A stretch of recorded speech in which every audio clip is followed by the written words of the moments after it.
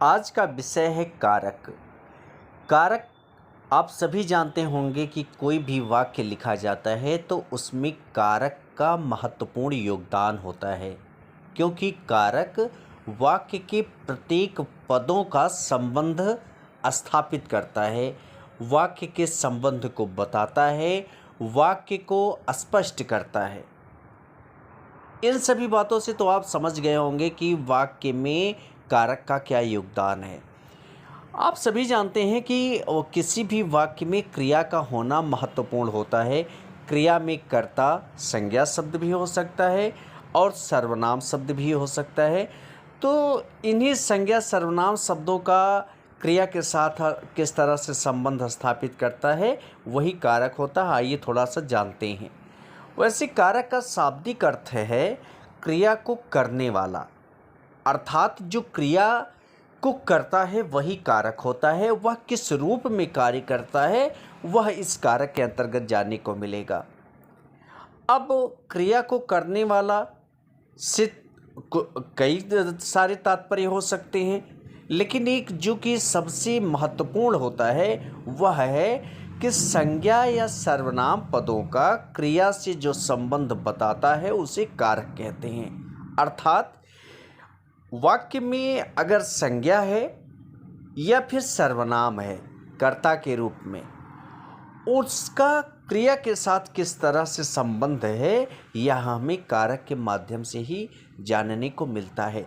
एक उदाहरण लेते हैं, जैसे राम ने रावण को मारा। अब यहाँ पर ने और को दोनों को हटा दिया जाए तो वाक्य का भाव स्पष्ट नहीं हो पाता है। वाक्य हो जाएगा राम रावण मारा।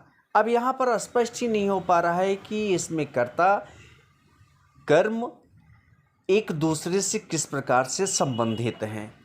अगर यहीं पर हम ने और को दोनों का प्रयोग करते हैं, अर्थात हम कहते हैं कि राम ने रावण को मारा, तो एकदम से वाक्य स्पष्ट हो गया कि हाँ, राम कर्ता है और रावण कर्म है, मारा क्रिया है। इस तरह से आप देख सकते हो कि कारक के कई तरह के भेद हैं। कारक के वैसे मुख्यतः 8 भेद होते हैं और 8 भेदों का यहाँ पर हम चर्चा करते हैं। पहला है कर्ता कारक। कर्ता कारक का कारक चिन्ह है ने। कारक चिन्ह को परसर्ग के नाम से भी जाना जाता है, याद रखिएगा, कारक चिन्ह को परसर्ग के नाम से भी जानते हैं। पहला होता है कर्ता कारक। कर्ता कारक का कारक चिन्ह है ने। दूसरा है कर्म कारक। कर्म कारक का कारक चिन्ह होता है को। तीसरा करण कारक। करण कारक का कारक चिन्ह होता है से। चौथा संप्रदान कारक। संप्रदान कारक का कारक चिन्ह है को, के लिए, देने के अर्थ में होता है, हमेशा याद रखिएगा। अक्सर करण कारक का कारक चिन्ह से होता है और अपादान कारक का भी कारक चिन्ह से होता है। लेकिन यहाँ पर आगे आपको बताया जाएगा कि करण कारक और संप्रदान कारक में क्या अंतर है। वैसे जानने के लिए मैं थोड़ा सा बता देता हूँ। करण कारक हमेशा साधन के रूप में प्रयोग होता है, जैसे वह कलम से लिखता है। और अपादान पेड़ से पत्ते गिरते हैं। तो आप यहाँ पर देख रहे हैं कलम एक साधन के रूप में प्रयोग किया गया है और पत्ते का पेड़ से अलग होने का भाव वहाँ पर भी से कारक का प्रयोग किया गया है, लेकिन अलगाव के अर्थ में किया गया है। अब यहाँ पर आप देख सकते हैं, स्पष्ट है कि अपादान कारक यहाँ कारक चिन्ह होता है से, इसका अलगाव के अर्थ में होता है। जैसा कि अभी मैंने बताया कि पेड़ से पत्ते गिरते हैं, पत्ते का पेड़ से अलग होने का भाव है, इसलिए यहाँ पर अपादान कारक है। छठा संबंध कारक। संबंध कारक का कारक चिन्ह है का, की, के, रा, री, रे, ना, नी, ने। आप किसी भी सर्वनाम शब्द के साथ का, की, के, ना, नी, ने, रा, री, रे शब्द का प्रयोग कर सकते हैं। सातवां है अधिकरण कारक। अधिकरण कारक का कारक चिन्ह है में, पर। अधिकरण में और पर।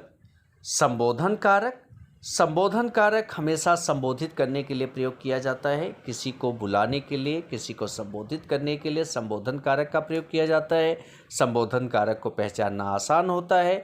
यह शब्द के तुरंत बाद प्रयोग किया जाता है और इसका कारक चिन्ह होता है हे, अरे, रे। साथ में हम जान लेते हैं कि इन सभी कारक का क्या अर्थ है। इस सभी कारक किसे कहते हैं, जैसे कर्ता कारक, कर्म कारक, करण, संप्रदान, ये सभी कारक किसे कहा जाता है। तो आइए इसके बारे में भी जान लेते हैं।